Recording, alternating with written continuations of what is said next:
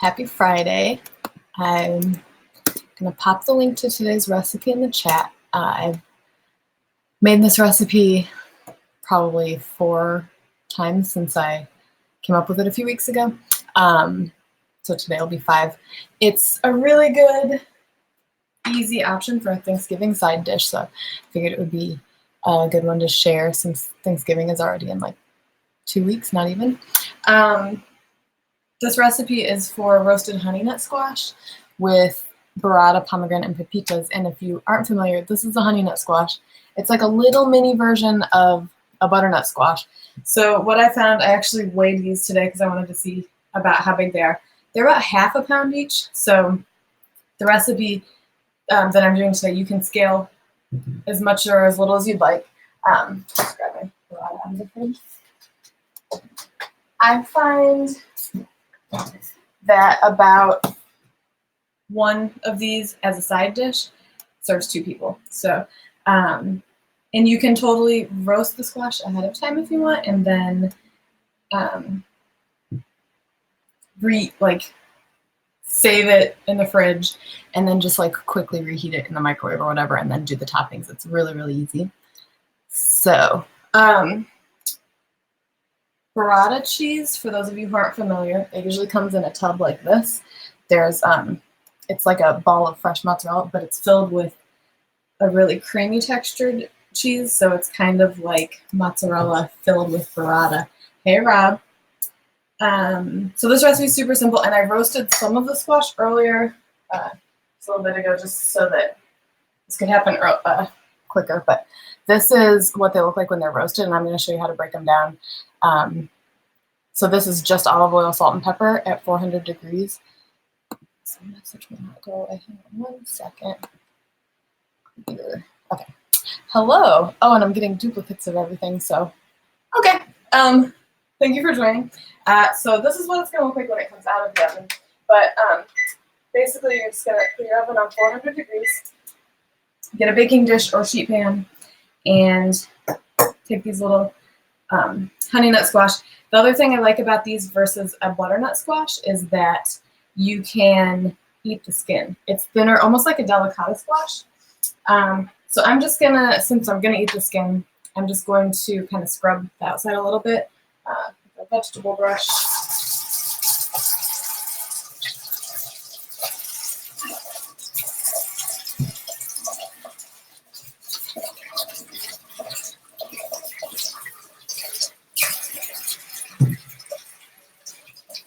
So this recipe I've made a couple times just for regular dinners, but it looks fancy enough that it would be great on the Thanksgiving table. So that's why I wanted to share it today. Also, I feel like something about pomegranates, arils, also some people call pomegranate seeds. They just look like the holidays. So for buying those, you can either buy a whole pomegranate, or you can buy the seeds already out. I'll show you how I get the seeds out of here. There's a lot of different methods online, and I actually saw one. I posted it on my Instagram story. I saw it at the store from this Palm Wonderful company, and their display, it was you cut this off, and you score it, and then you break it open underwater. So maybe I'll try that and see if that works. I don't know, why not? If you don't like pomegranate seeds, you can use dried cherries or dried cranberries, something that gives it kind of a similar color. So I'm just cutting these in half, like straight from the 2 ends, and then you'll see it's kind of a little more vibrant than butternut squash. And the flavor is similar, but sweeter and a little nuttier. So other squash that I like to eat the skin on, delicata squash are really good. Stuff like acorn squash, you really can't. So the recipe on my site, I posted the link in the yeah, well, I posted the link in the chat, but usually 2. I made it for 2 squash, so 4 servings. I have 3. I'm gonna try to make a soup with this. So just getting a baking dish. You can use like a casserole dish, or like this is just a quarter sheet pan. So it doesn't make a lot of liquid. It's just the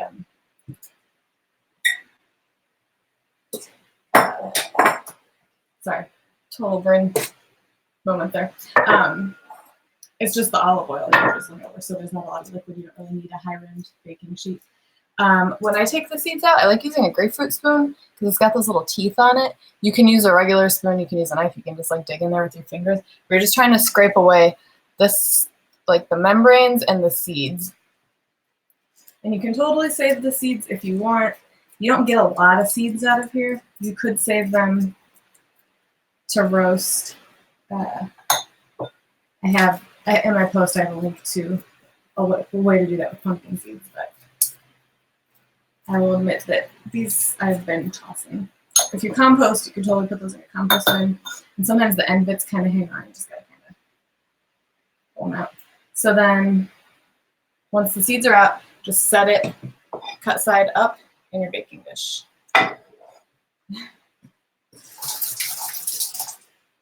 And this will turn your hands a little orange. It washes off. It's not like beets turning hands red. So I'm just going to scoop all these out.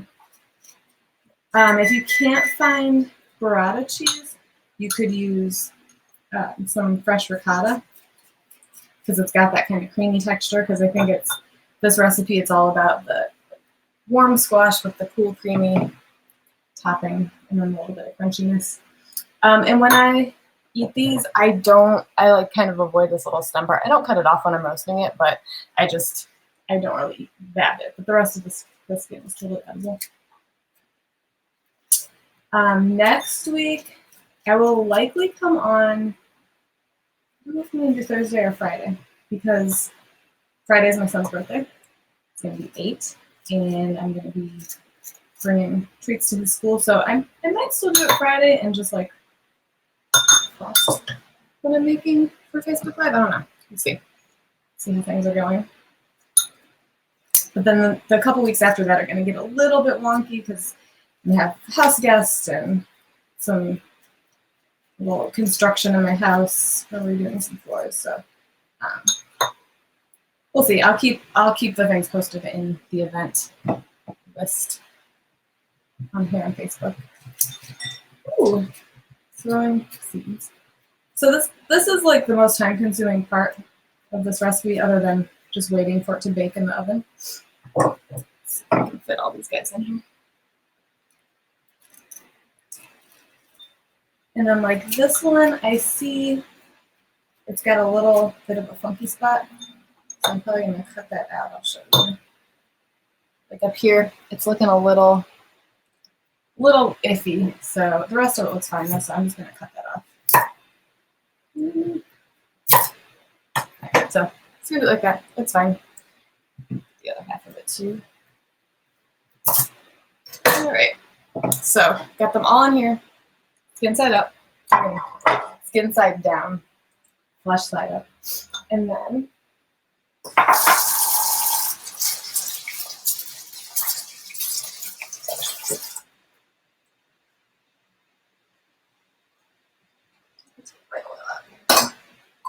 just a light drizzle of olive oil and some salt and pepper. Very, very simple. And once you have them like this, you can do a number of things with them. This just happens to be the way that I've been into doing them lately.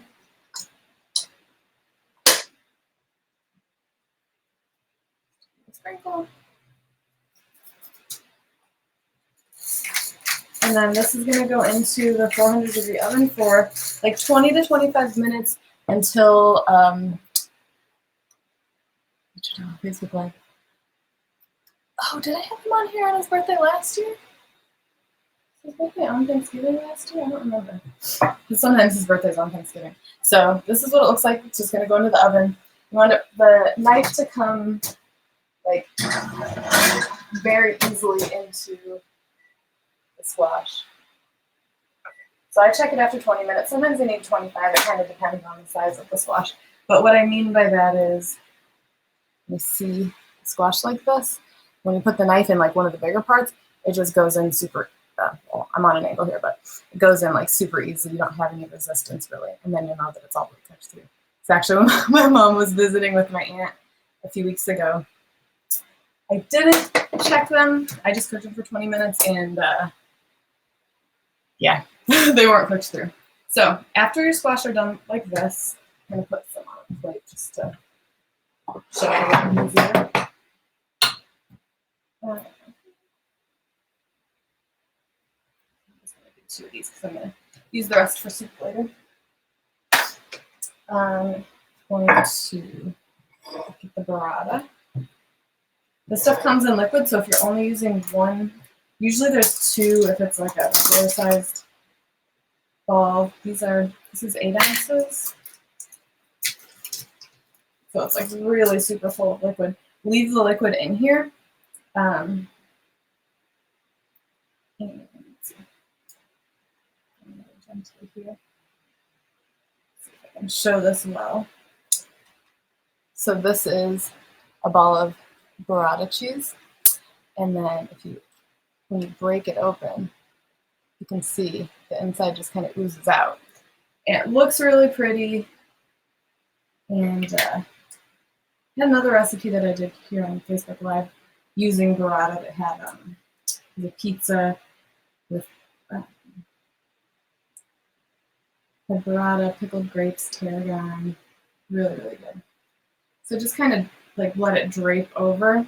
And 1 of these 4-ounce balls of burrata is enough for 2 squash. So just kind of up on top like that. Yes, I did. My mom actually ate Brussels sprouts. She's not a fan of many vegetables. She actually really liked them. And now I started making them in the air fryer. I got an air fryer and they're delicious. So once you have them, you squash like this, you can do a little more salt and pepper on top if you'd like. You can even do a little drizzle of some nice olive oil. Totally optional, don't need to. And then, well, so these are the pomegranate arrows already out of the pomegranate. Let's break this guy open.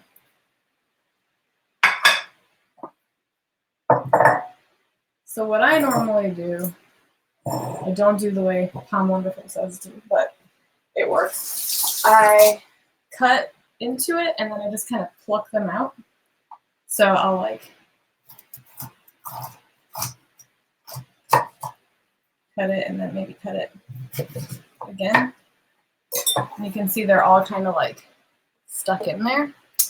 So I just turn it over a bowl and just kind of push until it starts separating, and then you can just kind of pull at these little clusters. So that's what I do. It's kind of like a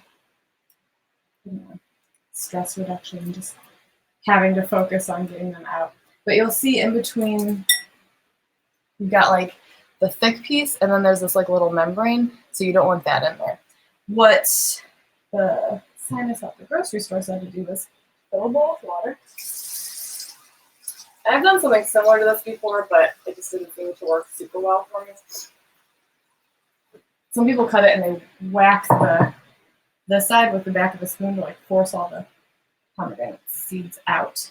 But they said, they told you to cut the top off, so like where the little nub is, and then put it underwater and just kind of pull at everything. And then I guess it's a lot less messy, but then that way the membrane stuff floats to the top and you can just scrape it off. Oh, that works pretty well. Granted, I didn't cut it the way that they instructed, but you can see like it mostly floats, this stuff, but you gotta kind of like work to get it free still. So they're a little bit of work. That's why a lot of times people just buy them already taken out, but you have them nice on the bottom, and then you can just take this stuff out and then drain them. If you don't like these, I would use maybe dried cherries, dried cranberries.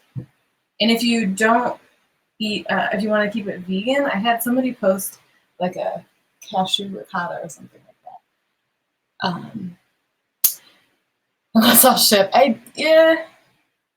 It's been debated, but I don't have a professional grade kitchen at home.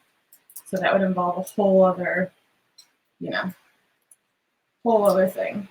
But I have been looking at doing more kind of like pop-up type of things in the area here. So I'll definitely keep you guys posted if I'm doing any more of those. All right, so I got enough of those out. This is actually pretty nice, and then I guess your hands don't get quite as icky from it. But so I'm gonna take a little handful of these and really just put as many on there as you want.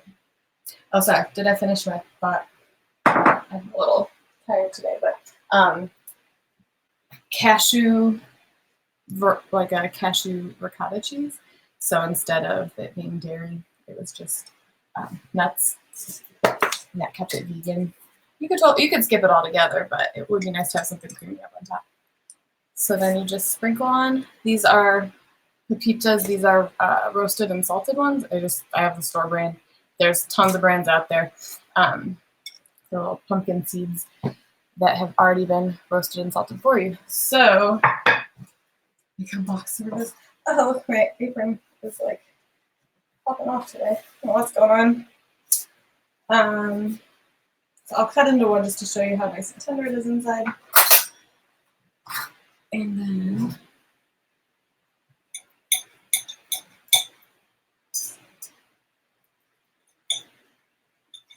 then it's nice because you have like the sweet, the salty, the creamy. It just kind of hits all of the different textures. And again, you can eat the skin. Apparently this has more vitamins than a butternut squash. And yeah, well, really, really good. Super easy. Again, if you wanted to roast the squash in advance, you could do that even the day before, 2 days before. Cover it, keep it in the fridge, and then just reheat it quickly and top it when you're ready to eat. If you make more than you're going to serve, I would keep the toppings separate, because if you try to reheat it with the pomegranate and the burrata on there, it gets a little funky. It's still delicious, but oh yeah, I'm very excited for my son to start doing dishes and also editing photos for me. That would be awesome. Could be like a live-in intern. Thank you guys for joining. Show you one more time. I know this was a little quick. I just don't want to have you sit for 20-25 minutes while I was, there we go, roasting squash. But hope you guys have a great weekend, and I will see you next week. Bye.